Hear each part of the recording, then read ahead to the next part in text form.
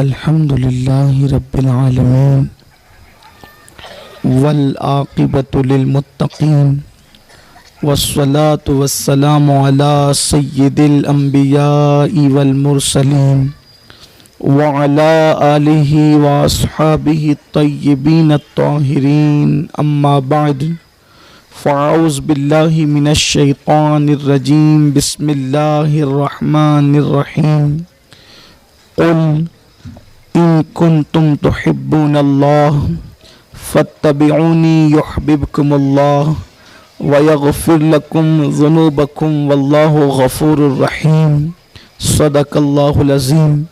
قال النبي صلى الله تعالى عليه وآله وسلم لا يؤمن أحدكم حتى أكون أحب إليه من والده وولده والناس أجمعين صدق رسول اللہ صلی اللہ تعالی علیہ وسلم.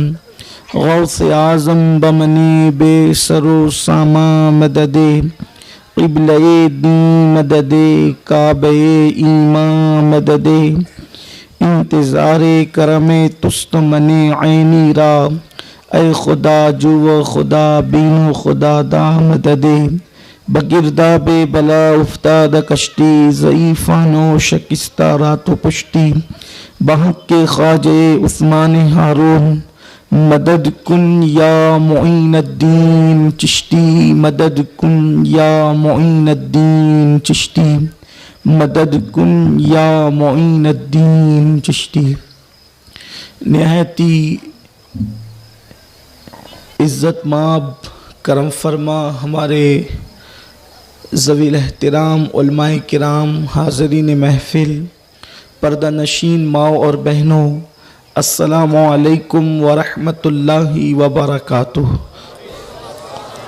انتہائی عقیدت و محبت کے ساتھ اپنے اور ساری کائنات کی مرکز عقیدت انیس بے کساں چارہ ساز درد منداں ہم غریبوں کے غم گسار ہم فقیروں کی ثروت شہر یار ارم تاجدار حرم نوبہار شفاعت شب اسرا کے دولہا نوشے بزم جنت دانائے سبل مولائے کل ختم الرسل خسرو خوباں سیاح لامکاں وجہ کن فکاں در اللہ المکنون سر اللہ المخزون عالم ما کانا وما یکون آب و گل انبیاء جانو دل اصفیاء مطلع ہر سعادت مقطع ہر سیادت خلاصہ کائنات فخر موجودات حضور احمد مجتبی محمد مصطفیٰ ارواحنا فدا صلی اللہ تعالی علیہ وآلہ وصحبہ وبارک وسلم کی بارگاہ بے کس پناہ میں جس طریقے سے پڑھاؤں بلند آواز سے میرے ساتھ مل کر پڑھیں. الصلاۃ والسلام علیک یا رسول اللہ الصلاۃ والسلام علیک یا نبی اللہ الصلاۃ والسلام علیک یا حبیب اللہ وعلی آلک واصحابک یا نور اللہ صلی اللہ تعالی علیہ وسلم. سرور کہوں کہ مالک و مولا کہوں تجھے سرور کہوں کہ مالک و مولا کہوں تجھے باغ خلیل کا گل زیبا کہوں تجھے سبحان اللہ. نصیب ہوں تجھے امید گے کہوں جانے مراد کانے تمنا کہوں تجھے مجرم ہوں اپنے عفو کا سامہ کروں شہاب مجرم ہوں اپنے عفو کا سامہ کروں شہا یعنی شفیعی روز جزا کا کہوں تجھے صبح وطن پہ شام غریباں کو دو شرف بے کس نواز گے سو والا کہوں تجھے اللہ رے تیرے جسم منور کی تابشیں اللہ رے تیرے جسم منور کی تابشیں اے جانے جاں میں جانے تجلا سبحان اللہ سبحان اللہ. اور کہہ لے گی سب کچھ ان کے ثنا خواں کی خاموشی चुप हो रहा ये कह के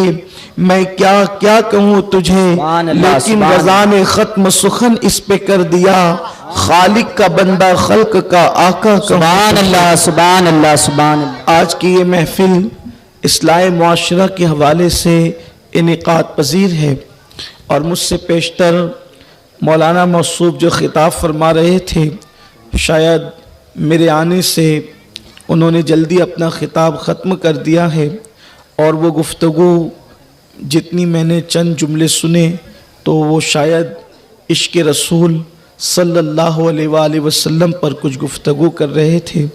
मेरे दिल ने चाहा कि चूँकि हुज़ूर अलैहिस्सलाम की मोहब्बत का ज़िक्र छिड़ा हुआ है, आकाए करीम सल्लल्लाहु अलैहि वसल्लम की मोहब्बत की बातें हो रही है, तो उसी को आगे बढ़ाने की सआदत हासिल की जाए। मेरे आका सल्लल्लाहु अलैहि वसल्लम के दीवानों, अल्लाह की इबादतों में सबसे बड़ी इबादत का नाम इश्क़ रसूल है। अल्लाह ताला की इबादतों में सबसे बड़ी इबादत का नाम मोहब्बत रसूल है। मोहब्बत रसूल पर वो सिला मिलता है कि किसी इबादत पर वो सिला नहीं मिलता। अच्छी तरह याद रखें कि अल्लाह अकबर, अगर कोई और जानदार या कोई और मखलूक अगर कुछ इबादत करना चाहें तो वो इंसानों की तरह इबादत करने का शरफ हासिल नहीं कर सकती। जैसे मिसाल के तौर पर अगर पहाड़ चाहे कि इंसानों की तरह नमाज पढ़ें तो पहाड़ इंसानों की तरह नमाज नहीं पढ़ सकते, इसलिए कि ना वो उसके मुकल्लफ हैं और ना ही उनके अंदर इतनी ताकत है। अगर दरख्त चाहें कि वो इंसानों की तरह से रोज़ा रखें, नमाज पढ़ें, तो वो ये सआदत हासिल नहीं कर सकते। अगर जो है वो कंकर पत्थर चाहें कि वो हज के लिए तशरीफ़ ले जाएं और हज के अरकान अदा करें, तो ना उनके अंदर इतनी ताकत है, ना वो ये काम कर सकते हैं। लेकिन मोहब्बत रसूल मुस्तफ़ा जान रहमत से प्यार एक ऐसी इबादत है जो हर मखलूक करती है और कर सकती है, और जो मखलूक भी मुस्तफ़ा जान रहमत से प्यार करे, अल्लाह तबारक व तआला उसे कितना बड़ा सिला अता फरमाता है। आप देखें, अल्लाह के हबीब सल्लल्लाहु अलैहि वसल्लम ने इरशाद फरमाया कि अगर जन्नती पहाड़ किसी को देखना है तो वो ओहद पहाड़ को देखे। अल्लाह अकबर। सरकार अबद करार सल्लल्लाहु अलैहि वसल्लम के फरमान का मफहूम है, अगर जमीन पर किसी को जन्नती पहाड़ देखना है तो ओहद पहाड़ को देखो। आखिर ओहद जन्नती कैसे हो गया? तो अल्लाह के हबीब ने उसकी वजह बयान फरमाई। उसकी वजह यह है कि ओहद मुझसे मोहब्बत करता है और मैं इससे मोहब्बत करता हूं। पता चला अगर पत्थर हुजूर से प्यार करे, अल्लाह उसको भी जन्नत अता फरमा देता है। नारे तकबीर, नारे रिसालत, मसलगे आला हजरत सैयद अमीनुल कादरी साहिब किबला। नारे तकबीर। वो है तो पत्थर, लेकिन अल्लाह ने उसको मोहब्बत रसूल का शरफ अता किया और फिर उसे जन्नत भी अता कर दी। और फिर पत्थर है तो पत्थर होने के बावजूद भी उसके अंदर इतना एहसास है कि वो जानता है कि हुजूर सल्लल्लाहु अलैहि वसल्लम की शान क्या है, अल्लाह के हबीब का मकाम क्या है, आकाए करीम का मर्तबा क्या है। वजह यही तो है कि जब मेरे आका सल्लल्लाहु अलैहि वसल्लम ओहद पहाड़ पर तशरीफ ले गए तो वो ओहद पहाड़ हुजूर की आमद के मौके पे झूमने लगा। उसमें जब वो जलजले की कैफियत पैदा हो गई, हुजूर की आमद पर पहाड़ भी झूम रहा था। आप मुझे बताएं, आम इंसान जाता है तो उस पर कोई असर नहीं पड़ता, मगर मुस्तफा जाने रहमत गए तो ओहद झूमने लगा। ओहद बता रहा है आम बशर और है, आमिना का लाल और है, और लोग आते हैं उस पर कोई असर नहीं पड़ता, लेकिन हुजूर को देखकर वो पहाड़ झूमने लगा। और झूमने लगा तो हुजूर ने उसको ठोकर लगा के फरमाया, ए पहाड़ रुक जा, तुझ पर एक नबी है, एक सिद्दीक है और 2 शहीद है। मुस्तफा जाने रहमत ने ये कहा और ठोकर लगाई तो वो पहाड़ भी हुजूर की बात मान करके रुक गया। अहले सुन्नत के इमाम कहते हैं, एक ठोकर से ओहद का जलजला जाता रहा, रखती है कितना वकार। अल्लाह अकबर। एड़ियां ओहद हुजूर से मोहब्बत करे तो जन्नत में जाए। फिर देखें हुजूर से मोहब्बत किसने किसने की और सिला क्या मिला। अल्लाह के रसूल सल्लल्लाहु अलैहि वसल्लम جب ممبر نہیں بنا تھا تو میرے آقا صلی اللہ علیہ وآلہ وسلم ایک درخت کھجور کے سوکھے تنے سے ٹیک لگا کر خطبہ دیتے تھے. ایک عورت نے دیکھا کہ اللہ کے رسول علیہ السلام درخت کے تنے سے ٹیک لگا کر خطبہ دیتے ہیں. اس عورت نے عرض کیا یا رسول اللہ صلی اللہ علیہ وآلہ وسلم میری مرضی یہ ہے کہ میں آپ کے لیے ممبر بنوا دوں اور آپ ممبر سے خطبہ دیں. حضور نے اجازت دے دی اور عورت نے ممبر بنوایا. بہت خوبصورت سی بات ہے. یعنی مسجد میں ممبر کسی مرد نے نہیں لگایا, مسجد میں ممبر لگانے کا شرف عورت کو حاصل ہو. مسجد میں ممبر لگانے والی ایک عورت ہے اور پھر ساری دنیا میں اب ممبر لگ رہے. اب جہاں بھی ممبر لگے گا اس کا ثواب کس کو ملے گا؟ وہ جس خاتون نے ممبر لگایا تھا مسجد نبوی شریف کے اندر.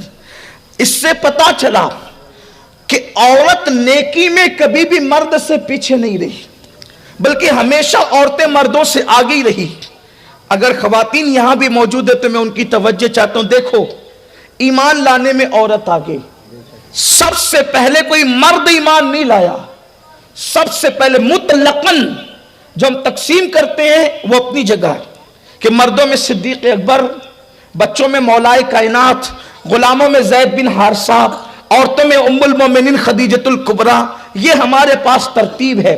لیکن حقیقت میں اگر مطلقاً کوئی سب سے پہلے ایمان لایا ہے تو وہ کوئی مرد ایمان نہیں لایا, وہ عورت ایمان لائی اور اسی عورت کو ام المومنین خدیجۃ الکبریٰ کہتے ہیں.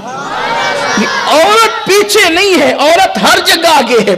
سب سے پہلے اسلام کے لیے اگر کسی نے دولت خرچ کی ہے تو وہ کوئی مرد نہیں ہے, وہ عورت ہے. اسی خاتون کو خدیجۃ الکبریٰ کہتے ہیں. جس دن اللہ کے رسول صلی اللہ علیہ وآلہ وسلم کو اسلام کے لیے دولت کی ضرورت پڑی تھی تو ام المومنین نے حضور کے پاس اتنی دولت کا انبار لگا دیا تھا کہ دولت کے ایک طرف خدیجۃ الکبریٰ کھڑی تھی اور دولت کے دوسری طرف مصطفیٰ جان رحمت کھڑے تھے. وہ دولت کا ڈھیر لگاتی رہی یہاں تک کہ دولت کی دیوار بن گئی. اب بظاہر نہ خدیجہ کو حضور نظر آتے ہیں نہ حضور کو خدیجہ نظر آتی ہے. خدیجہ نے کہا حضور یہ پورا مال اللہ کی راہ میں آپ پہ قربان کرتی. یہ عورت ہے, ایمان لانے والی عورت سب سے پہلے, دولت لگانے والی عورت سب سے پہلے شہید ہونے والا کوئی مرد نہیں ہے, سب سے پہلے شہید ہونے والی بھی عورت ہے. اسی عورت کو دنیا حضرت سمیہ کے نام سے جانتی ہے. مرد پہلے کوئی شہید نہیں ہوا, سب سے پہلے عورت شہید ہوئی. دیکھیں, اور منبر بھی سب سے پہلے جس نے لگایا وہ عورت ہے. اب یہاں پر بات آگے بڑھانے سے پہلے میں تھوڑا خواتین میری بہنوں سے کچھ عرض کرنا چاہتا ہوں. اللہ کے رسول صلی اللہ علیہ وآلہ وسلم نے فرمایا, اے عورتوں, ہو سکے تو تم کثرت سے صدقہ دیا کرو. اللہ کے حبیب علیہ السلام نے فرمایا, اے عورتوں سے خاص مخاطب ہو کر فرمایا, اے عورتوں, ہو سکے تو تم کثرت سے صدقہ دیا کرو اور کثرت سے استغفار کیا کرو. یعنی کثرت سے توبہ کرے, کثرت سے صدقہ دے.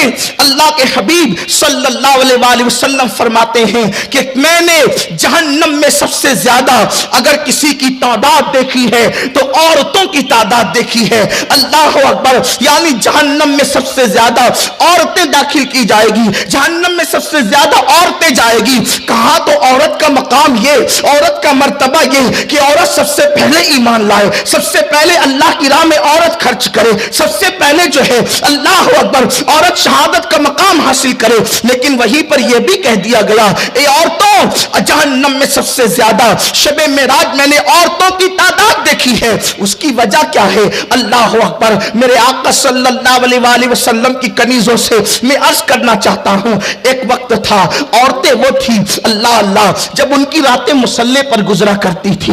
एक वक्त था औरतें वो थी जिनके सर के बालों को कभी अजनबी मर्द भी देख नहीं सकता था।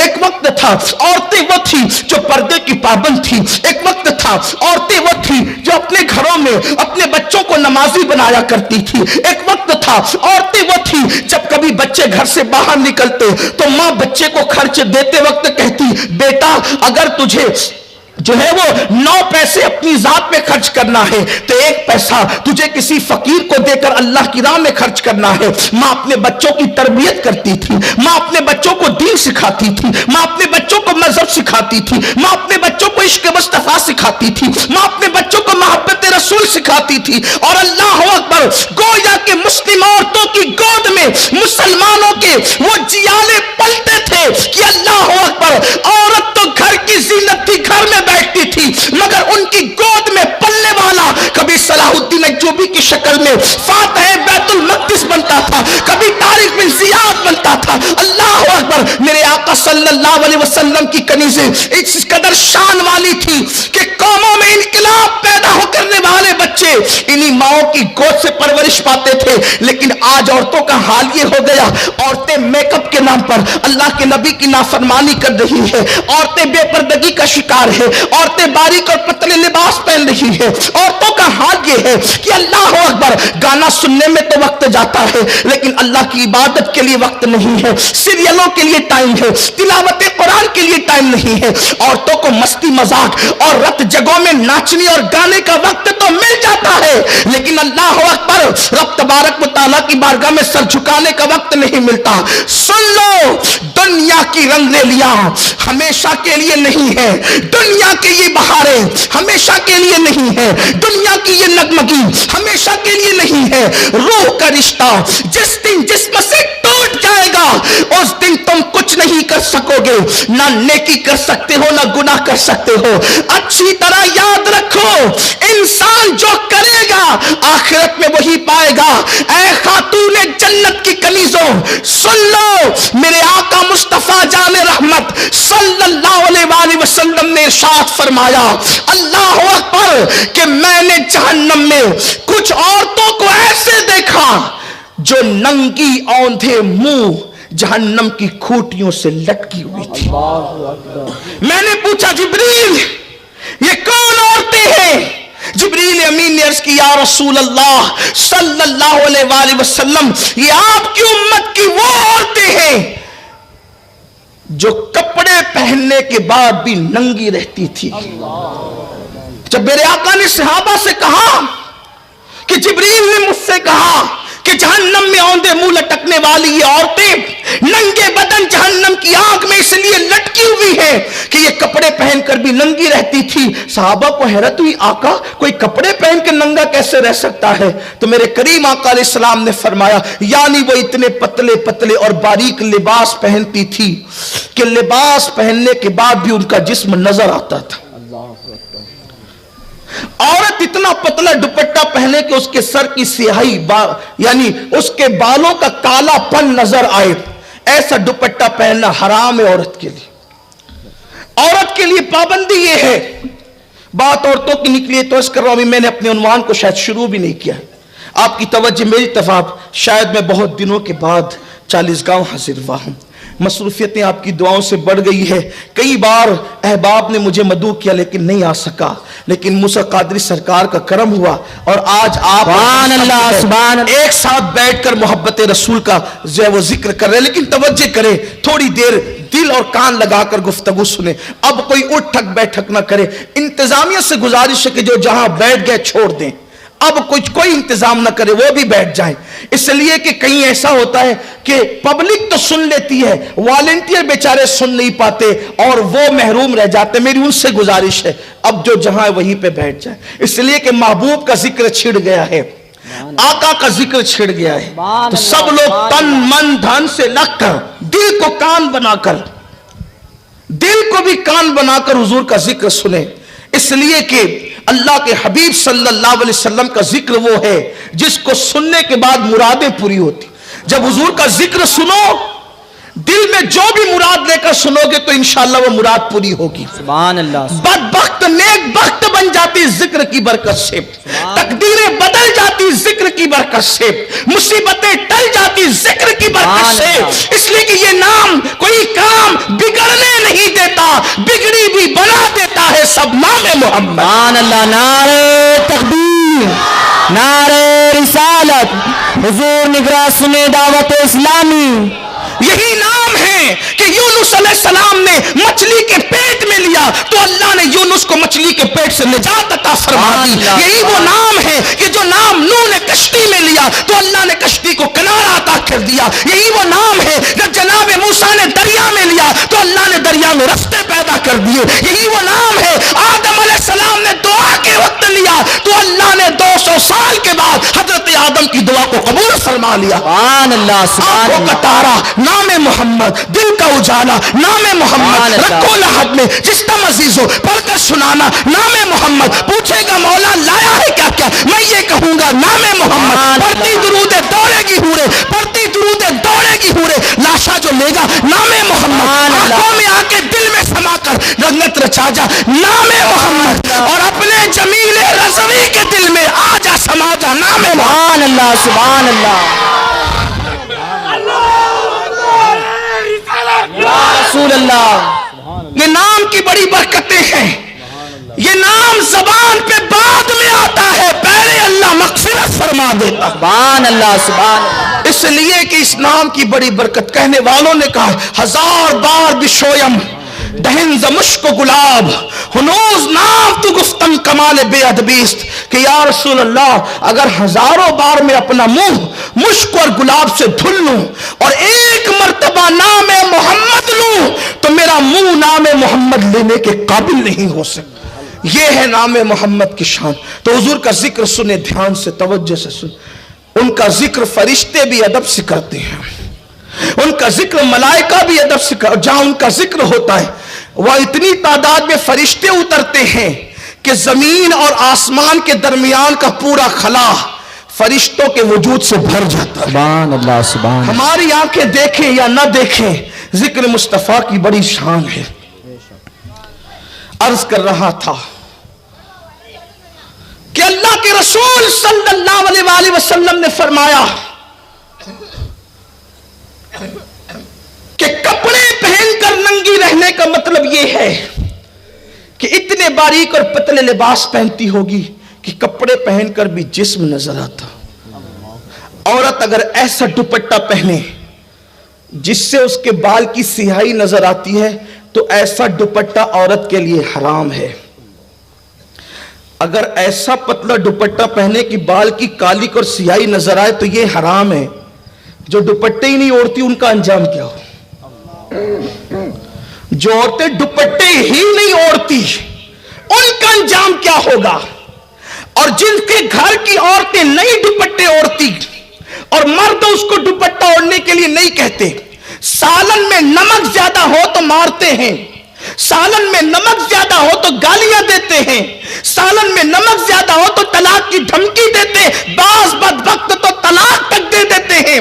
मुझे मैं आपसे पूछना चाहता हूं, तुम्हारी जबान के जायके के मुताबिक अगर खाना न पका तो तुमने औरतों को तलाक दिया, कभी तुमने अपनी बीवी को यह भी कहा कि दुपट्टा ओढ़ना तुझ पे फर्ज है, तूने दुपट्टा क्यों नहीं ओढ़ा? अगर दुपट्टा न ओढ़ेगी मैं तुझसे बात नहीं करूंगा, दुपट्टा न ओढ़ेगी तो मेरे घर में रहने के काबिल नहीं है। अल्लाह अकबर। सुनो सुनो, मेरे नबी ने, सच्चे नबी ने, सादिक व मसदूक नबी ने फरमाया, जिस घर की औरतें दुपट्टा न ओढ़े, बेपर्दा घूमे, सर के बालों की नुमाइश करे, उसका भाई उसको न रोके, उसका बाप उसको न रोके, उसका शौहर उसको न रोके, मेरे नबी ने फरमाया ऐसे मर्द दज्जूस है, दज्जूस। अल्लाह ना उनकी नमाजें कबूल करता है ना दुआएं कबूल करता है, और अल्लाह ऐसे मर्दों पे लानत करता है जिसके घर की औरतें बेपर्दा घूमती है।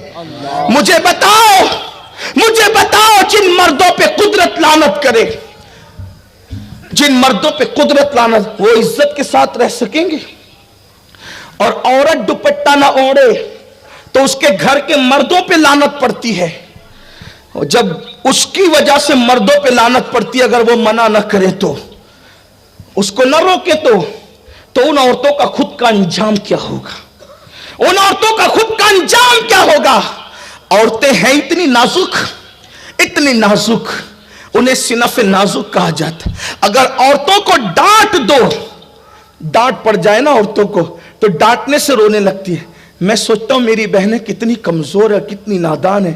شوہر اور بھائی کی ڈانٹ پہ جو رو, باپ کی ڈانٹ پہ جو رو دے, جب فرشتوں کے چابک ان کے جسم پہ پڑیں گے جہنم کی آگ کے بنے ہوئے, اس وقت ان کا انجام کیا ہوگا؟ جو ڈانٹ نہ سن سکے اور رو دے, جب فرشتے ان پہ چابک برسائیں گے بے پردگی کی بنیاد پہ, ہونٹوں پہ لالی لگانے کی بنیاد پہ, پتلے پتلے باریک لباس پہننے کی بنیاد پہ, مردوں سے فون پہ لمبی لمبی باتیں کر کے, زنا کی باتیں کر کے, ناجائز حرام باتیں کر کے, بھاگنے کا پلان کرنے کی بنیاد پہ, اس وقت ان کا انجام کیا ہوگا؟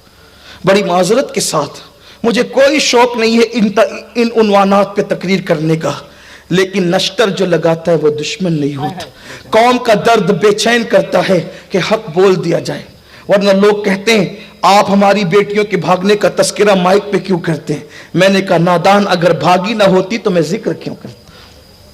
جنہیں بھاگنے میں شرم نہیں آتی, ہم ان کا تذکرہ کرنے میں شرم کیوں کریں؟ اس لیے کہ قوم کی بیٹیوں کو, میں یہ نہیں کہتا کہ ہر بیٹی بھاگتی ہے, واللہ کبھی نہیں کہتا. میں تو یہ دعویٰ کرتا ہوں پوری دنیا میں کہ آج بھی جتنی باغیرت مسلمان کی بیٹی ہے اتنی باغیرت کسی کی بیٹی ہو نہیں سکتی. لیکن سیریل دیکھ کر, فلمیں دیکھ کر, گانے سن کے, ناولیں پڑھ کے آج مسلم بیٹیوں میں بھی کچھ ایسی ناہنجار اور غلط بچیاں جنم لے چکی ہے جس نے پوری قوم کو بدنام کر رکھا ہے. ہر دن کسی نہ کسی اخبار میں, ہر دن نیوز چینلوں پر مسلم بیٹیوں کے بھاگنے کی داستان آتی ہے. لیکن یاد رکھنا, اس کے ذمہ دار بھی صرف وہ بیٹیاں نہیں ہیں, ہم بھی ہیں, کیونکہ ہم نے اپنی بیٹی کو سیریل دکھا کر تو پالا, ہم نے اپنی بیٹی کو سیدہ فاطمہ کی سیرت کبھی نہیں سنائی, ماں عائشہ صدیقہ کی زندگی کبھی نہیں سنائی. اللہ اکبر, ہم نے تو اپنی بچیوں کو گناہ اور جرائم دکھائے فلموں کی شکل میں, لیکن ہم نے تقوی اور پرہیزگاری کی باتیں کبھی نہیں بتائی. وجہ یہی ہے قوم کی بچیاں بگڑتی چلی گئی, قوم کی بچیاں دین سے دور ہوتی چلی گئی. تو آئیے بات بہت دور نہ چلی جائے, میں 2 جملے کہہ کر اپنی بات کو پھر اپنے عنوان کی طرف لے کر چلتا ہوں. میں اپنی قوم کی ان بیٹیوں سے, ماؤں سے, بہنوں سے گزارش کرتا ہوں, میری بہنوں, اللہ کے عذاب کو دعوت مت دو, اللہ کے غضب کو دعوت مت دو. دنیا کا بڑے سے بڑا طاقتور انسان کوئی بھی اس قابل نہیں ہے جو اللہ کے عذاب کو برداشت کر سکے. اللہ کے عزت کی قسم, اگر میرا اللہ اپنے عذاب کو کسی پہاڑ پر ڈال دے تو پہاڑ بھی اللہ کے عذاب کو برداشت کرنے کی طاقت نہیں رکھتا. سوچو تو صحیح, جو پہاڑ اللہ کا عذاب برداشت نہیں کر سکتا, ہمارا یہ کمزور جسم اللہ کے عذاب کو کیسے برداشت کر سکتا ہے؟ اس لیے کبھی گناہ کر کے اللہ کے عذاب کو دعوت مت دینا. میرے اللہ نے فرمایا ان بطش ربک لشدید, بے شک تیرے رب کی پکڑ بڑی سخت ہے. اللہ جب کسی کی پکڑ کرتا ہے تو پھر اس کو کہیں کا نہیں رکھتا.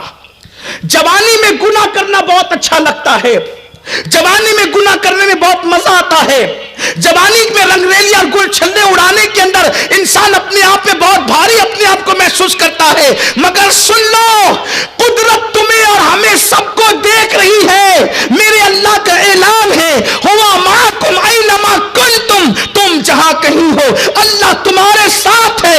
ان اللہ کان علیکم رقیبا, اللہ تم پر کڑی نگرانی کر رہا ہے اور اللہ کی پکڑ بڑی سخت ہے. جب انسان گناہ کر کے بھول جاتا ہے تو قدرت اس کو سزا دیتی ہے, اور بڑھاپے میں جب قدرت کسی کو سزا دیتی ہے تو انسان چہرے پہ چادر ڈال کر کے روتا ہے اور اس وقت تو توبہ توبہ کرتا ہے, لیکن بہت دیر ہو چکی ہوتی ہے. اس لیے اگر پلٹنا ہے تو جوانی میں پلٹو, اگر دیندار بننا ہے تو جوانی میں بنو. ساری زندگی کی لذتیں لوٹ کر جب کسی کے قابل نہیں رہ جاتے تب اللہ کی طرف پلٹتے ہو, جب کسی کے قابل نہیں رہ گئے تو قدرت کی طرف. یاد رکھنا, جوانی میں جب ہم عبادت نہیں کرتے تو بڑھاپے میں پھر قدرت عبادت کرنے نہیں دیتی. پھر گھٹنوں کا درد, کمر کا درد, اٹھنے بیٹھنے کی تکلیف.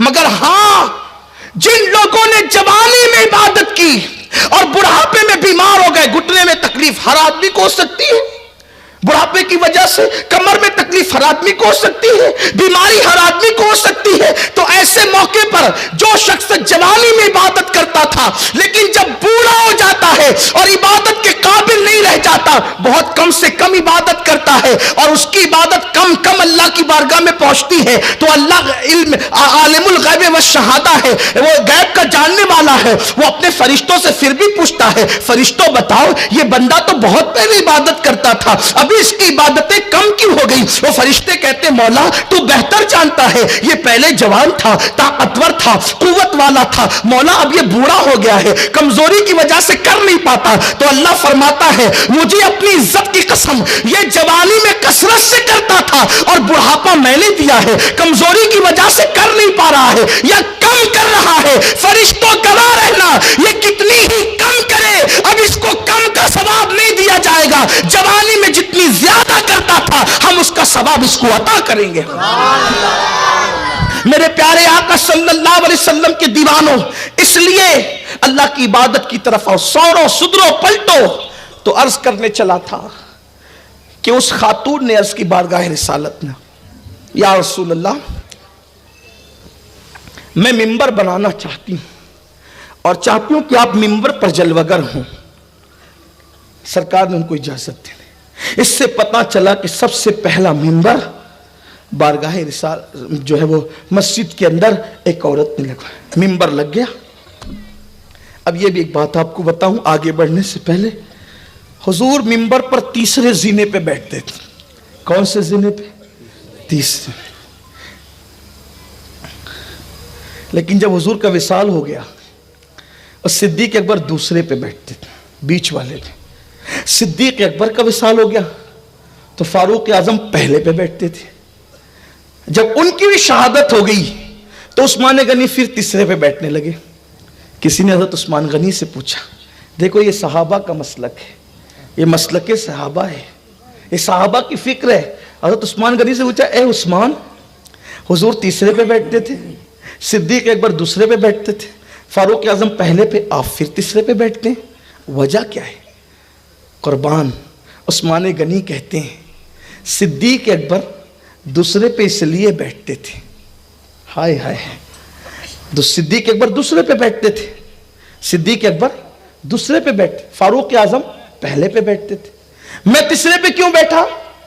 تیسرے پہ میں عثمان غنی کہتے اگر پہلے پہ بیٹھوں گا تو لوگ مجھے عمر کے برابر سمجھیں گے، اگر پہلے پہ بیٹھا لوگ مجھے عمر کے برابر سمجھیں گے، اور دوسرے پہ بیٹھا تو لوگ مجھے ابو بکر کے برابر سمجھیں گے۔ تیسرے پہ اس لیے بیٹھا کہ امت جانتی ایمان والوں کا عقیدہ ہے کہ کوئی نبی کے برابر ہو ہی نہیں سکتا، کوئی نبی کے برابر ہوئے۔ میں وہاں جا کے بیٹھا جہاں برابری کا تصور ختم ہو جاتا ہے، پتا چلا نبی کی برابری کی بات کرنا یہ منافقین کا عقیدہ تو ہو سکتا ہے، یہ عاشقوں کا عقیدہ نہیں ہو سکتا۔ اس لیے عثمان غنی نے کہا پہلے پہ بیٹھوں گا لوگ عمر کے برابر سمجھیں گے، دوسرے پہ بیٹھوں گا لوگ ابو بکر کے برابر سمجھیں گے، لیکن وہاں بیٹھا جہاں برابری کا تصور ہو نہیں سکتا۔ اور عثمان غنی نے یہ بتایا کہ 2 مرتبہ جنت خریدنے والے عثمان غنی نہ عمر کے برابر ہو سکے نہ ابو بکر کے برابر ہو سکے، تو 2 مرتبہ جنت خریدنے والا عثمان جب ابو بکر عمر کے برابر نہیں ہو سکتا تو جس کو غسل تک نہیں آتا وہ نبی کے برابر کیسے ہو سکتا؟ سبحان اللہ، کیا بات ہے، سبحان اللہ، سبحان اللہ، سبحان اللہ، سبحان اللہ۔ تو سرکار ممبر پر بیٹھے اور حضور نے ممبر پہ خطبہ دیا تو مجمع میں سب صحابہ تھے، سرکار خطبہ دینے لگے تو دوران خطبہ کسی کے رونے کی آواز آئی، کوئی رونے لگا، اور حضور کی محفل میں تو صحابہ ایسے چپ بیٹھتے تھے ایسا لگتا تھا جیسے ان کے سروں پہ پرندے بیٹھے، ایسے چپ خاموش، اگر سوئی کوئی گرا دے تو اس کی بھی آواز آئے۔ अगर कोई किसी की सांसें गिनना चाहे तो गिन सके, इतना खामोशी और सन्नाटा होता था हुजूर की महफिल में। तो अचानक रोने की आवाज आई, सब लोग मुतवज्जे, रो कौन रहा है? और ऐसे जैसे ऊँटनी का बच्चा ऊँटनी से गुम होता है तो वो अपनी माँ के लिए कैसे रोता है, ऐसे कोई रो रहा था। लोग परेशान थे, रो कौन रहा है, यहाँ रोने की किसकी आवाज आ रही है? हुजूर मिंबर से उतरे और उतरने के बाद वो खजूर का सूखा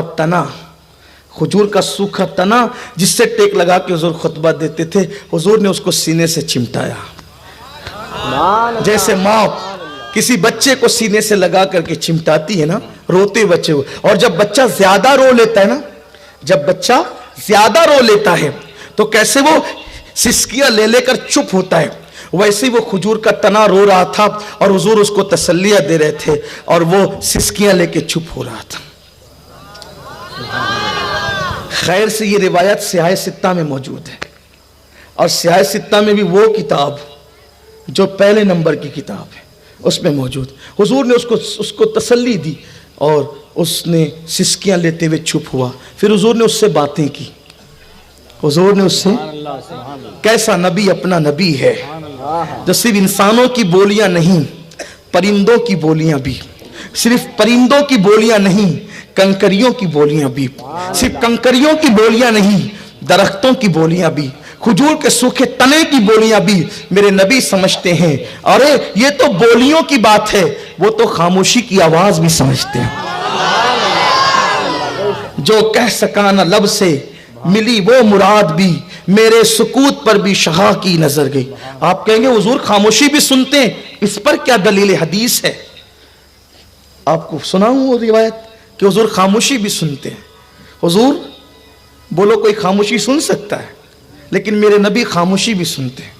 खामोशी भी, जो कुछ न कह सके, सबबे वफूर रहमत, उस्ताद ज़मान कहते हैं, सबबे वफूर रहमत मेरी बेज़बानियां हैं, न फुगा का ढंग जानूं न मुझे पुकार आए। हुजूर खामोशी भी सुनते हैं, जो कुछ कह न सके हुजूर वो भी सुनते हैं, क्योंकि जो आवाज वाले नहीं हुजूर उनके भी नबी हैं। कैसे खामोशी सुनते हैं? अल्लाह अकबर। एक सहाबी कहते हैं, हजरत सैयदना हुज़ैफा रज़ी अल्लाह तआला कि एक दिन मेरी अम्मी ने कहा, हुज़ैफा बहुत दिनों से तू हुजूर के पास नहीं गया, जा हुजूर के पास हाजिरी दे, और जाना ना तो हुजूर को मेरा सलाम कहना, और हुजूर से कहना कि वो मेरे लिए और तेरे लिए दोनों के लिए मगफिरत की दुआ करते। हज़रत हुज़ैफा कहते हैं मैं गया, और जाने के बाद हुजूर की मस्जिद में पहुंचा तो नमाज का वक्त है, मैंने हुजूर के साथ नमाज पढ़ी। फिर हुजूर अलैहिस्सलाम मसरूफ रहे तो मेरी हिम्मत नहीं हुई कि जाऊं। फिर हुजूर के साथ मैंने दूसरी नमाज पढ़ी। जब दूसरी नमाज पढ़ ली तब हुजूर अलैहिस्सलाम नमाज पढ़ के जाने लगे, तो मैं दबे पैर पीछे पीछे चला। हुजूर चलते चलते रुक गए, मैं पीठ के पीछे था। सरकार ने कहा हुज़ैफा है, पीठ के पीछे, हदीस पाक है। कहा हुज़ैफा है, जी या रसूलल्लाह क्या हाजत लाया है? इससे पहले कि कुछ कहते सरकार ने कहा जा अल्लाह तेरी और तेरी मां की मगफिरत कर दे। जो कह सका न लब से मिली वो मुराद भी, मेरे सुकूत पर भी शहा की नजर गई। कौन देता है? मेरे इमाम कहते कौन देता है? देने को मुंह चाहिए, देने वाला है सच्चा हमारा नबी। लब वाह है, आंखें बंद है, फैली है झोलियां, कितने मजे की भीख तेरे पाक दर की है। कभी ऐसा न हुआ उनके करम के सदके, हाथ के फैलने से पहले न भीख आई हो, और क्यों अपनी गली में वो रवादार सदा हो जो भीख लिए राहे गदा देख रहा हो। आता है फकीरों पे उन्हें प्यार कुछ ऐसा, खुद भीख दे और खुद कहे मंगता का भला हो। अल्लाह के रसूल ने उसको चुप कराया, वो चुप हुआ। हुजूर के कह हाय हाय, पहले कोई रोना तो सिखाए दरख्तों को, लेकिन ये मेरे नबी है जिनके लिए दरख्त भी रोते हैं। फिर हुजूर ने कहा क्यों रो रहा है? पूछा बात क्यों रो रहा है? उसने कहा या रसूलल्लाह रोना इसलिए आया कि मैं आपसे दूर हो गया। जब तक ये मिंबर नहीं बना था आप मुझसे टेक लगा के खुतबा देते थे, मिंबर के आ गया मैं आपसे दूर हो गया। या रसूल अल्लाह, रोना इस पर आ गया, दूरी पर रोना आ गया। सरकार ने फरमाया तू कहे तो मैं तुझे जन्नत में लगा दूं, तू कहे तो मैं तुझे जन्नत में लगा दूं, और तू कहे तो मैं तुझे फिर हरा भरा कर दूं, तेरे अंदर खजूरें, लोग उससे फायदा उठाए। अब वो दरख्त था, उसके पास इंसान जैसी खोपड़ी नहीं थी, दिमाग नहीं था, लेकिन इश्क था उसके पास। उसने फैसला क्या किया, अर्ज़ की आका ये दुनिया तो खत्म हो जाएगी, मैं चाहता हूं कि आप मुझे जन्नत में लगा दें। फिर हुजूर अलैहिस्सलाम ने उसको रियाजुल जन्नत जिसको कहते हैं, अभी भी वो लगा हुआ है, जिसको उस्तवाने हन्नाना कहते हैं, सुतून हन्ना, अभी भी वो जन्नत में है और क़यामत के बाद भी वो जन्नत ही में रहेगा। हुजूर चाहे तो दुनिया में भी जन्नत दे सकते हैं और हुजूर चाहे तो आखिरत में भी जन्नत दे सकते हैं। नबी मुख्तारे कुल हैं, जहां बानी अता कर दें, बड़ी जन्नत हिबा कर दें। नबी मुख्तारे कुल हैं, जिसको जो चाहे अता कर दें। तो हुजूर ने उसको भी जन्नत दी। अब उसको जन्नत क्यों मिली, बस अब बहुत तवील गुफ्तगू न करते हुए गुफ्तगू इख्तिताम की तरफ ले जाते हैं। उसको जन्नत क्यों मिली, वो रो रहा था, जन्नत क्यों मिली, इश्क मुस्तफ़ा की वजह से। उसने हुजूर से मोहब्बत की। दरख्त था, बल्कि दरख्त का भी सूखा हुआ तना था, सूख गया था, वो खुश्क हो गया था, वो हरा भरा नहीं था, तरोताजा नहीं था, लेकिन फिर भी कुदरत ने इश्क मुस्तफा की वजह से उसको इनाम ये दिया कि अल्लाह ताला ने उसको भी जन्नती कर दिया। तो पहाड़ हुजूर से मोहब्बत करे तो पहाड़ भी जन्नती हो जाए, दरख्त हुजूर से मोहब्बत करे तो दरख्त भी जन्नती हो जाए। अगर हम हुजूर से मोहब्बत करें तो हम जन्नती क्यों नहीं हो सकते। लेकिन जो गुफ्तगू अब इख्तिताम की तरफ ले जाने की कोशिश की जाएगी और समेटी जाएगी, वह हुजूर से मोहब्बत करने वाले सब जन्नती। लेकिन बात इतनी है कि कोई मोहब्बत तो करे, कोई इश्क तो करे, कोई प्यार तो करे। हम कहते हैं हम आशिक़ रसूल है, कैसे, कहा कि हम नारा लगाते हैं गुलामी रसूल में मौत भी कबूल है, नबी के नाम पे जान दे देंगे, नबी का दामन नहीं छोड़ेंगे। मैं पूछता हूं इश्क रसूल का दावा करने वालों, मोहब्बत रसूल का दावा करने वालों, मुझे बताओ क्या हम अपने नबी के नाम पे जान दे देंगे? हाँ बिल्कुल दे देंगे। पूछता हूं जो शख्स नबी के नाम पर फजर की नमाज में 10 मिनट की नींद कुर्बान न करे, वो शख्स नबी के नाम पे क्या जान दे सकता है? हंसने की बात नहीं, सोचो जरा, थोड़ी देर गौर करो। इश्क मुस्तफ़ा का दावा करने वाले मैं भी और आप भी, मैं आपसे सिर्फ तकरीर नहीं कर रहा हूं, बल्कि मेरी तो तबीयत में ये है, अल्लाह जानता है कि मैं आपसे पहले तकरीर अपने आप से, आप अपने आप को शामिल करके आप सब में, क्या हम आशिक़ रसूल हैं? सोचे तो सही, इश्क रसूल हमारे अंदर है, हमें आशिक़ रसूल कहलाने का हक है। बिस्तर पे हम सोते पड़े रहते हैं फजर की नमाज में, नहीं मौलाना आंख नहीं खुलती, मेरी आदत नहीं उठने की, आंख नहीं खुलती। एक सवाल करता हूं, अगर आपका दिल और दिमाग हाजिर, एक सवाल करता हूं, सच सच बताना, ईमान वाले दिल पे हाथ रख के बताना, अगर सुबह 6 बजे की ट्रेन से आपको कहीं जाना है, बोलो आंख खुलती है कि नहीं खुलती? ट्रेन के लिए आंख खुल सकती है, नमाज के लिए आंख नहीं खुलती। अगर ड्यूटी पे जाना है तो सुबह आंख खुल सकती है, किसी की नौकरी पे जाना है तो आंख खुल सकती है, खुदा की बंदगी के लिए आंख नहीं खुल सकती। एक माँ सुबह सुबह सर्दी के मौसम में अपने बच्चे को जगाती है, बेटा उठ उठ जल्दी से स्कूल जा।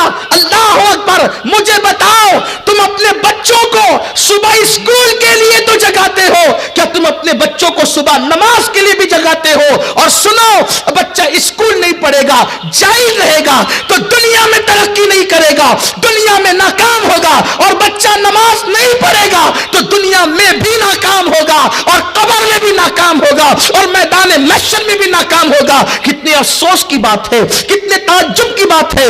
एक माँ सुबह इसलिए उठ जाती है कि मेरे बच्चे को स्कूल भेजना है, मुझे नाश्ता बनाना है। मुझे बताओ, बच्चे को स्कूल भेजने के लिए माँ उठ सकती है, लेकिन अल्लाह अकबर, नमाज के लिए माएँ बेदार नहीं होती, अपने बच्चों को बेदार नहीं करती, बाप अपने बच्चों को बेदार नहीं करता। बल्कि जो माएँ फजर पढ़ती है, पढ़ती भी जो है, शनिचर पढ़ेगी, पीर पढ़ेगी, मंगल पढ़ेगी, बुध पढ़ेगी, जुमरात पढ़ेगी, जुमा पढ़ेगी, इतवार की फजर नहीं पढ़ती।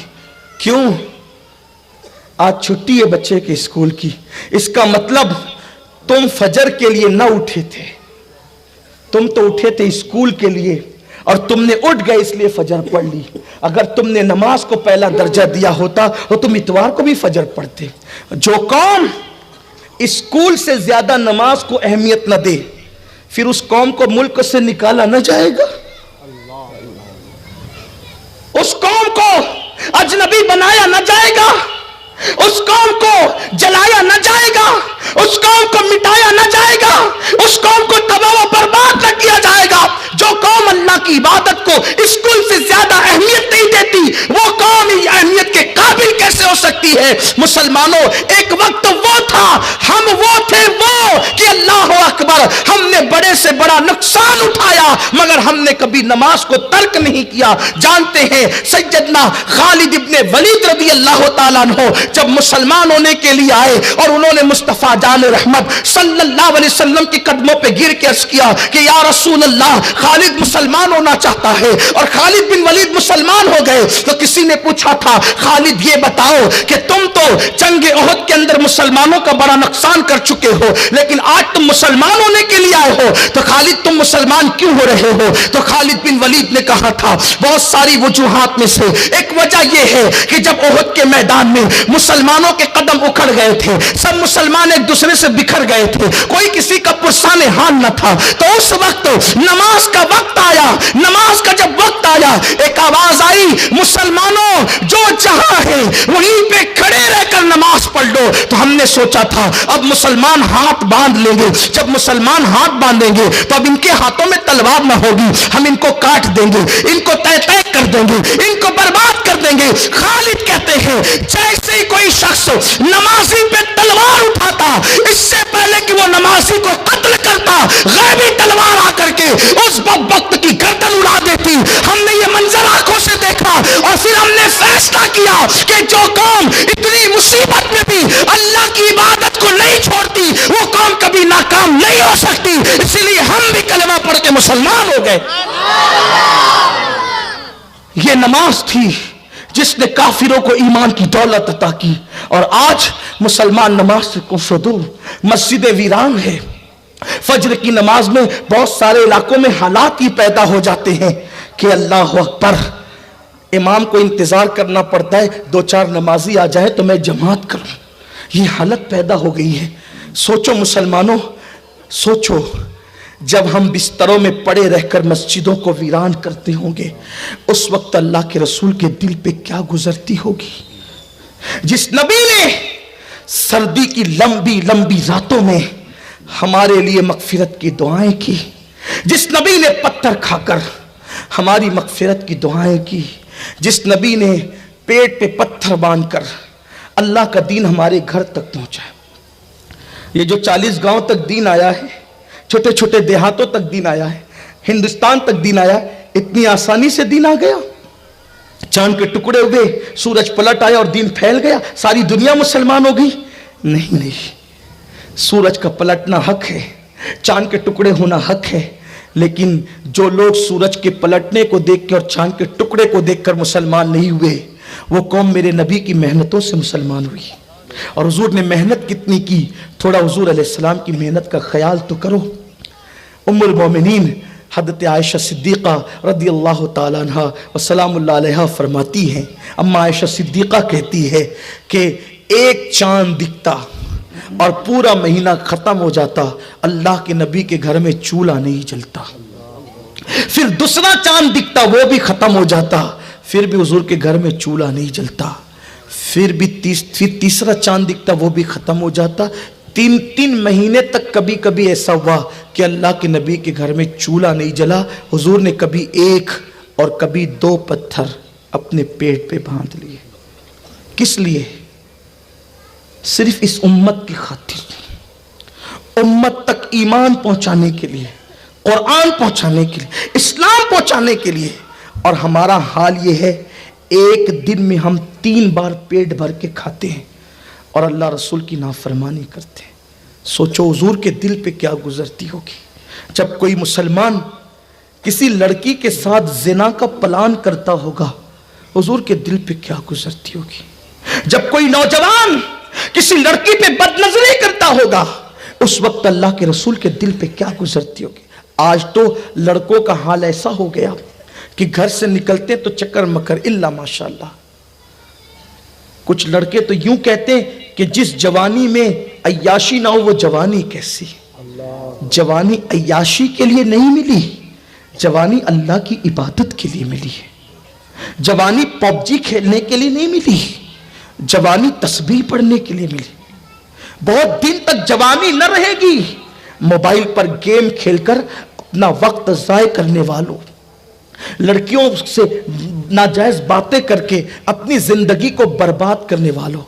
मैं बहुत लंबी गुफ्तगू करना नहीं चाहता हूं, लेकिन अपने दिल का दर्द अपनी कौम के जवानों तक रखना चाहता हूं। याद रखना, क्या लोग इश्क व मोहब्बत की बातें करते कि फिल्मों का उन्वान इश्क व मोहब्बत, सीरियलों का उन्वान इश्क व मोहब्बत, नाविलों का उन्वान इश्क मोहब्बत। और इश्क मोहब्बत का मतलब क्या? जिना, आवारगी, लड़कियों के साथ अय्याशी नहीं।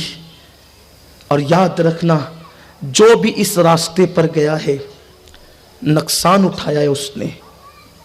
मैं अपने कौम के उन मेरे जवान लड़कों से कहना चाहता हूं जो 16 से लेकर 35-36 साल की उम्र तक के या 40 साल की उम्र तक भी है, कभी उस रास्ते मत जाना जिसको इश्क और मोहब्बत कहते हैं। सच्ची बात कहता हूं, इसलिए कि इस रास्ते में 1% लोग भी कभी कामयाब नहीं होते, कभी नहीं।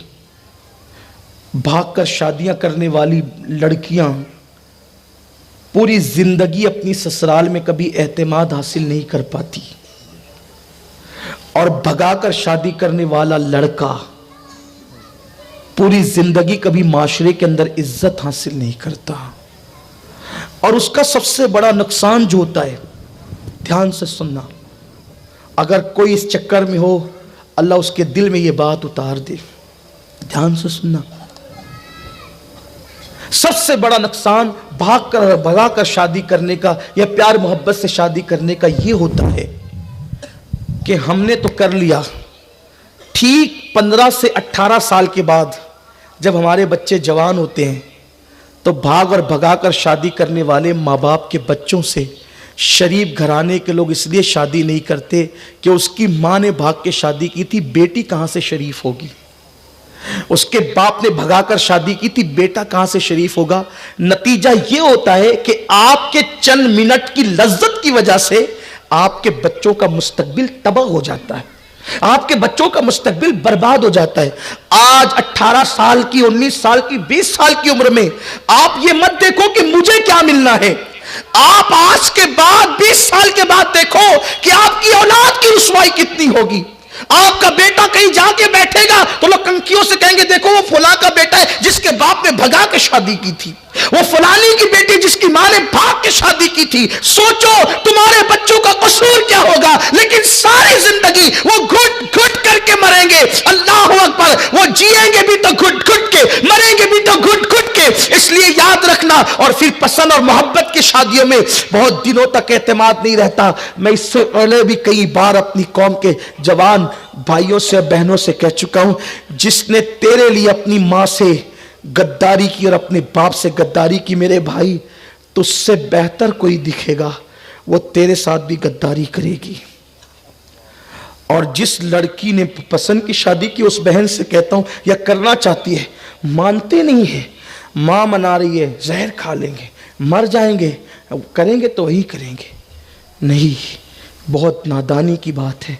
आप फिल्म के हीरो को देख करके नकल कर रहे हो।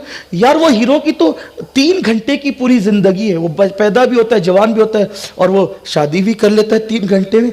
हमारी जिंदगी 3 घंटे की नहीं है, हमारी जिंदगी 50 घंटे की नहीं है।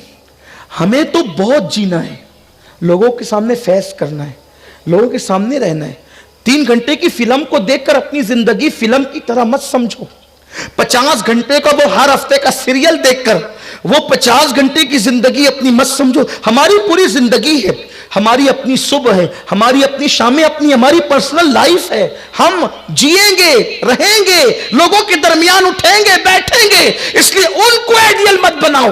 اگر آئیڈیل بنانا ہی ہے تو اللہ کے حبیب کو آئیڈیل بناؤ، کیونکہ قرآن کہتا ہے لَقَدْ كَانَ لَكُمْ فِي رَسُولِ اللَّهِ أُسْوَةٌ حَسَنَةٌ، کہ تمہارے لیے آئیڈیل مصطفیٰ جان رحمت کی ذات ہے۔ خدا کی عزت کی قسم، جو مصطفیٰ جان رحمت کو آئیڈیل بنا لیتا ہے وہ بھی اللہ کا محبوب ہو جاتا ہے۔ قرآن کہتا ہے قُلْ إِن كُنتُمْ تُحِبُّونَ اللَّهَ فَاتَّبِعُونِي يُحْبِبْكُمُ اللَّهُ وَيَغْفِرْ لَكُمْ ذُنُوبَكُمْ وَاللَّهُ غَفُورٌ رَحِيمٌ۔ اے محبوب آپ فرما دیجئے، اے پیارے آپ کہہ دیجئے کہ اگر تم اللہ سے محبت کرتے ہو تو میری اتباع کرو، میرے پیچھے چلو، میری پیروی کرو۔ اگر تم ایسا کرو گے تو تم کو اللہ محبوب بنا لے گا، اور جس کو محبوب بنا لے گا اس کے گناہوں کو معاف کر دے گا، اس کی مغفرت فرما دے گا، اور اللہ بخشنے والا مہربان ہے۔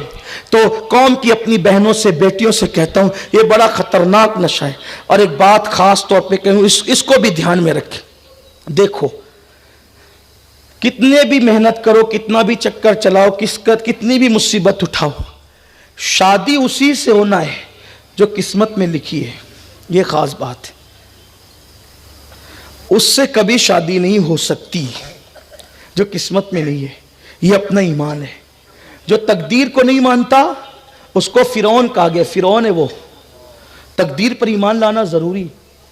اب بتاؤ، ایک چیز یہ رکھی ہوئی ہے، اس کے لیے دو راستے ہیں، ایک سیدھا عزت کا راستہ ہے اور اللہ کی رضا کا راستہ ہے، اور دوسرا راستہ ذلت کا، اللہ کی ناراضگی کا راستہ ہے۔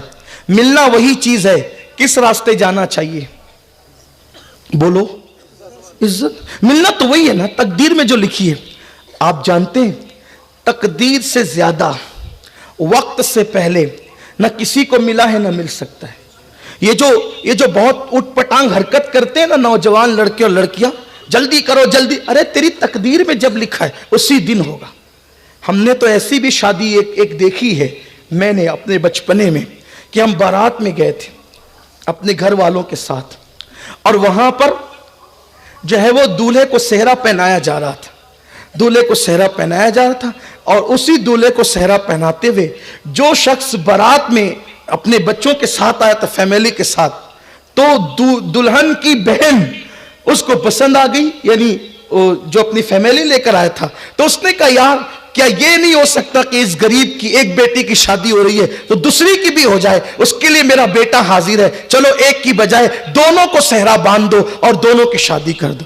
دیکھو کبھی اس نے آنے سے پہلے سوچا بھی نہیں تھا کہ میری اس تاریخ کو شادی ہوگی اور اس کی اسی تاریخ کو شادی ہوگی، یعنی وقت آ گیا تو نہ بارات کی ضرورت، نہ ہلدی کی ضرورت، نہ کسی اور چیز کی ضرورت، کسی رسم کی ضرورت نہیں۔ اور ایسے بھی واقعات ہم نے سنے کہ دولہا آ کر کے بیٹھ گیا، صحرا بندہ، قاضی بیٹھ گیا، بارات سجی ہوئی ہے، اور اسی وقت یہ ہوا کہ نہیں یہ نکاح نہیں ہو سکتا۔ بولو ہوتا ہے کہ نہیں ہوتا ہے؟ کیوں؟ تقدیر میں نہیں لکھی تھی۔ صحرا باندھنا تمہارا کام ہے، کسی کو کسی کے مقدر میں باندھنا یہ تمہارا کام نہیں ہے، یہ میرے اللہ کی شان ہے۔ تو اللہ جس کی قسمت میں جو لکھ دیتا ہے اس کو وہی مل کر کے رہتا ہے، اور جس وقت ملتا ہے اسی وقت مل کر کے رہتا ہے۔ تو یہ جو اود مات مچاتے ہیں نا لڑکے لڑکیاں، جلدی کرو، نہیں ٹائم آئے گا بالکل اسی وقت ہوگی۔ اور میرے اللہ کو تو ملانے کی شان آتی ہے، میرے اللہ کو ملانے کی شان آتی ہے۔ دیکھو زلیخا لکھی ہوئی تھی حضرت یوسف علیہ السلام کی تقدیر میں، ہے نا؟ کس کی تقدیر میں لکھی تھی؟ حضرت یوسف علیہ السلام۔ اور زلیخا کہاں کی تھی؟ حضرت زلیخا رضی اللہ تبارک و تعالی عنہ یہ یمن کے بھی آگے کی رہنے والی تھی۔ کہاں کی؟ یمن کی آگے رہنے والی تھی۔ اور حضرت یوسف علیہ السلام کہاں کے تھے؟ ملک شام کے تھے۔ اور قدرت نے ملانا کہاں تھا؟ ان کو مصر میں۔ تو زلیخا کو مصر پہنچایا، وہ کیسے؟ بادشاہ کی بیوی بنا کر۔ ملنا کس کو ہے؟ ملنا کس کو ہے؟ یوسف علیہ السلام کو۔ اور پہنچایا کہاں؟ بادشاہ کی۔ لیکن جب بادشاہ کی بیوی بن کر آئی، دراصل انہوں نے خواب دیکھا تھا حضرت زلیخا نے کہ ایک بہت خوبصورت جوان ہے جو میرے خواب میں آتا ہے، وہ پاگل ہو گئی تھی خواب دیکھ کر ہی، حسن یوسف دیکھ کر پاگل ہو گئی تھی۔ یہاں قربان میں یہ بھی بات کہنا چاہتا ہوں، حسن یوسف دیکھ کر کوئی پاگل ہوتا ہے، حسن مصطفیٰ دیکھ کر پاگل اچھے ہو جاتے ہیں۔ کیا حسن ہے اے سید ابرار تمہارا، اللہ بھی ہے طالب دیدار تمہارا، کیوں دید کے مشتاق نہ ہو حضرت یوسف، اللہ کا دیدار ہے دیدار تمہارا۔ ارے حسن یوسف کو دیکھا، حسن یوسف کو دیکھا تو مصر کا بادشاہ خریدنے آ گیا، حسن یوسف کو دیکھا تو بادشاہ مصر خریدنے آ گیا، حسن مصطفیٰ کو دیکھا نہیں صرف سنا تو حبشہ کا بادشاہ نجاشی بکنے کے لیے آ گیا۔ حسن یوسف پہ لوگ خریدنے آتے ہیں، حسن مصطفیٰ پہ لوگ بکنے آتے ہیں۔ حسن یوسف پہ انگلیاں عورتوں کی کٹتی ہے، حسن مصطفیٰ پر عرب کے مرد اپنا سر کٹاتے ہیں۔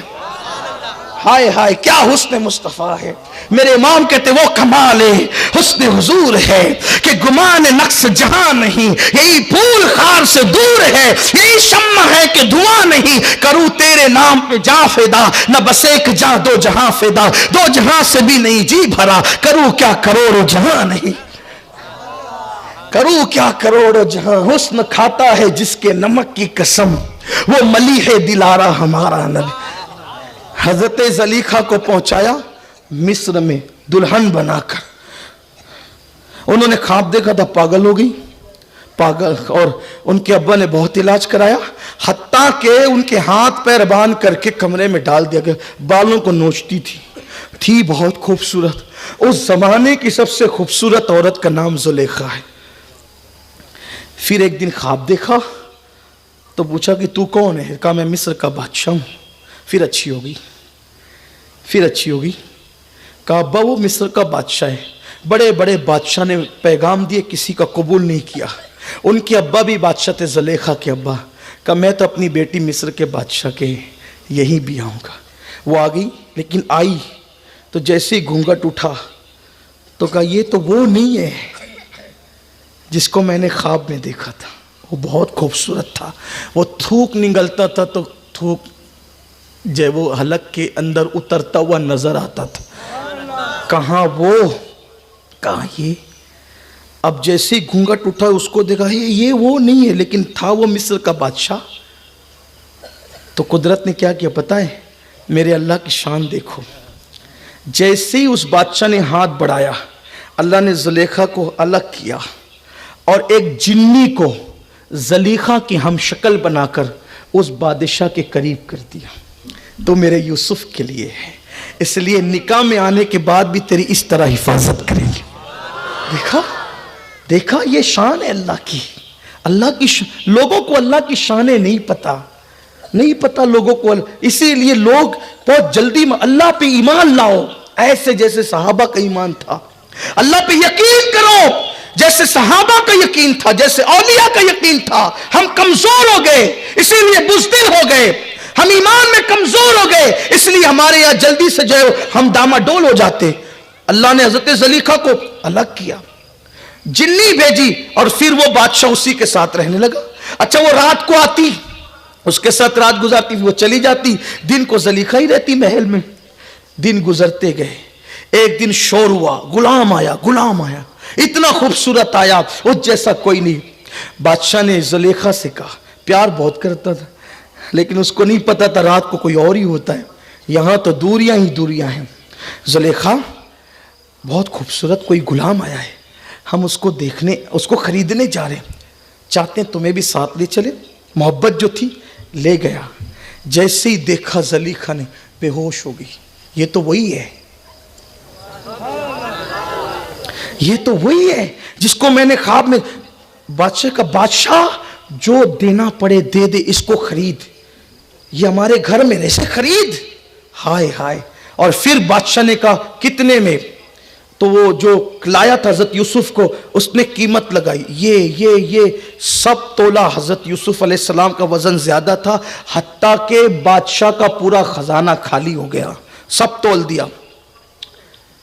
بادشاہ نے کہا اس سے جس کو حضرت جو یوسف علیہ السلام کو لایا تھا، کہنے لگا ایک کام کریے سب لے لے اور یوسف کو تحفتاً دے دے، سب لے لیے۔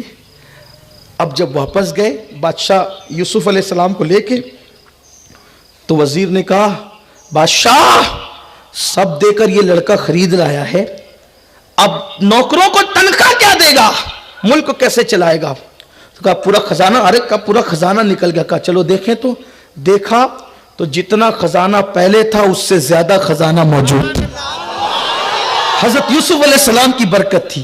لیکن بہرحال عرض یہ کرنا ہے کہ پھر ہوا یہ کہ یوسف علیہ السلام آئے اور پھر بعد میں سارا واقعہ ہوا، وہ بہت لمبی تفصیل ہے۔ لیکن پھر بادشاہ مر گیا تو حضرت یوسف علیہ السلام بادشاہ بنے حضرت یوسف علیہ السلام بادشاہ۔ اس وقت تو زلیخا کا حال یہ ہو گیا تھا کہ زلیخا یوسف علیہ السلام کے ڈر کے مارے محل سے نکل کر چلی گئی تھی، گم ہو گئی تھی۔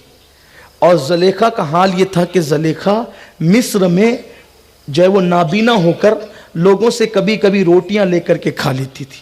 جب قحط سالی آئی تو یوسف علیہ السلام نے سب کو کھلانا شروع کیا اور کہا کوئی بھوکا نہ رہے۔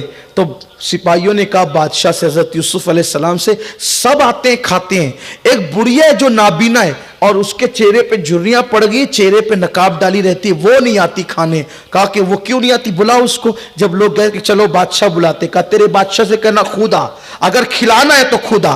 حضرت یوسف علیہ السلام آئے تو کہنے لگے بڑھیا چل تو بھی کھا لے۔ تو اس نے چہرے سے نقاب ہٹا کے کہا پہچانتا ہے میں کون ہوں؟ حضرت یوسف علیہ السلام تو بھول ہی گئے تھے، کون ہے تو؟ میں زلیخا ہوں، تیری محبت میں یہ حال کر رکھا ہے، تیری محبت میں یہ حال کر رکھا ہے، تو مجھے بھول گیا یوسف؟ جبریل علیہ السلام ہے، یوسف اللہ چاہتا ہے کہ آپ اس سے نکاح کریں۔ عمر میں بہت بڑا فرق تھا، بہت بڑا فرق تھا، وہ بوڑھی ہو چکی تھی، یہ جوان تھے۔ حضرت یوسف علیہ السلام نے جبریل علیہ السلام سے کہا جبریل اس کی تو آنکھیں بھی چلی گئی، اس کے چہرے پہ تو جھریاں پڑ گئی۔ حضرت جبریل نے کہا آپ دعا کریں، پھر اللہ کی شان دیکھیں۔ حضرت یوسف علیہ السلام نے سجدے میں سر رکھ کے دعا کی، اللہ نے زلیخا کو جوانی عطا کی، اور حضرت زلیخا پھر یوسف علیہ السلام کے نکاح میں آئی۔ دیکھا آپ نے کتنا لمبا پروسیجر آپ بظاہر دیکھ رہے ہیں۔ یوسف علیہ السلام خواب دیکھتے ہیں، بھائی ان سے حسد کرتے ہیں، مار پیٹ کے کنویں میں ڈالتے ہیں، نکال کے بیچے جاتے ہیں، پھر مصر لا کے بیچے جاتے ہیں، پھر محل میں پہنچائے جاتے ہیں، پھر 10 سال تک جیل میں رکھے جاتے ہیں، پھر بادشاہ بنائے جاتے ہیں، پھر زلیخا ان کے نکاح میں آتی ہے۔ میں پوچھتا ہوں کیا نبی کو بھی مار کر کوئی جیل میں، نبی کو بھی مار کر کوئی جو وہ کنویں میں ڈالتا ہے؟ نبی کو بھی کوئی بیچ سکتا ہے؟ نبی کو بھی کوئی بیچ سکتا ہے؟ نبی کبھی کوئی نیلام کر سکتا ہے؟ لیکن قربان اللہ کی شان، اللہ کی شان ہے۔ جب یوسف اور زلیخا کو ملانا چاہتا ہے تو بھائیوں کو دشمن بنا دیا جاتا ہے، بھائی کنویں میں ڈالتے ہیں، کنویں میں ڈالنا بہانہ بنا، بیچنا بہانہ بنا، مصر آنے کا بہانہ بنا، اور اللہ نے یوسف اور زلیخا کو ملا کر اپنے کو بتا دیا، ہم سب کو بتا دیا دیکھو ہم اس شان سے ملانے والوں کو ملاتے ہیں جو ایک دوسرے کی تقدیر میں ہوتے ہیں، اس شان سے ایک دوسرے کو ملاتے ہیں۔ تو میرے بھائیوں میری بہنوں جلدی مت کرو، اگر قدرت چاہے تو شام میں رہنے والے یوسف کو اور یمن سے دور رہنے والی زلیخا کو مصر میں ملا دیتا ہے۔ قدرت چاہے حضرت سلیمان اور بلقیس کو ملا دیتا ہے۔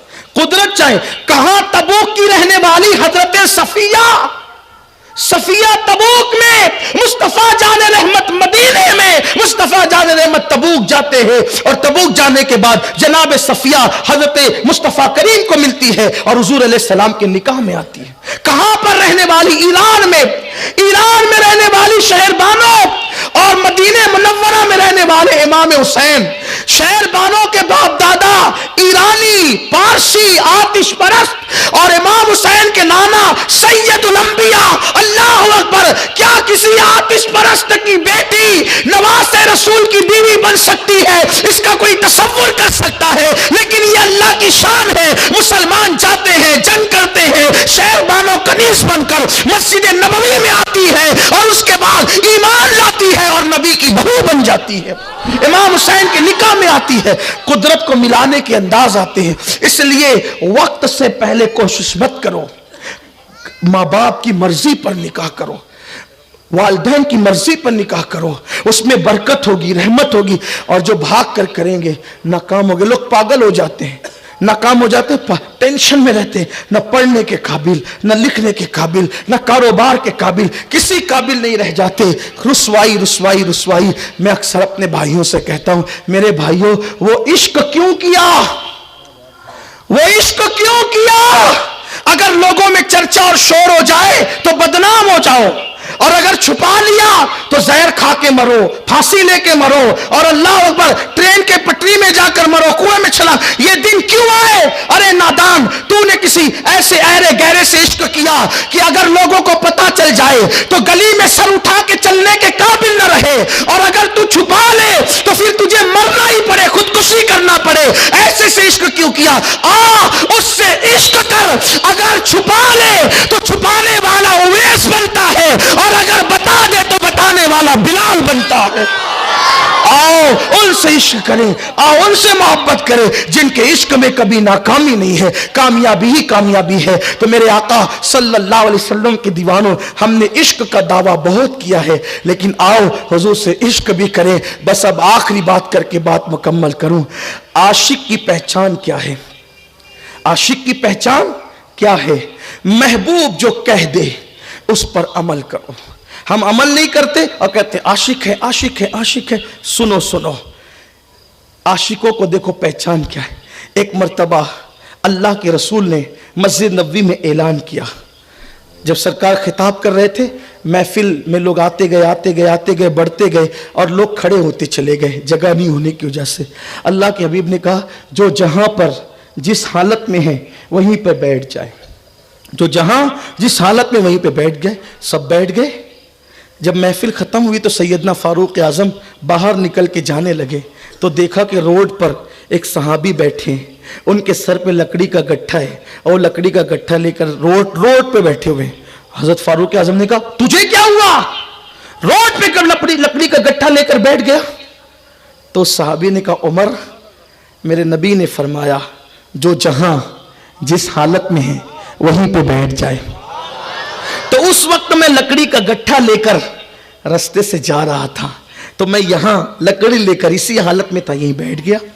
अब फारूक आजम ने कहा, अरे ये फरमान तुझसे नहीं था, ये फरमान जो अंदर थे उनसे था। और जाहिर सी बात है भाई, बाहर लोग क्या कर रहे हैं हमें क्या पता, हम जो बातें करें वही वालों से कर रहे हैं। बैठ जाओ, उठ जाओ, सुभान अल्लाह कहो, अल्हम्दुलिल्लाह कहो, माशाअल्लाह कहो। किन से कह रहे हैं? आपसे कह रहे हैं। हमें क्या पता बाहर क्या हो रहा है?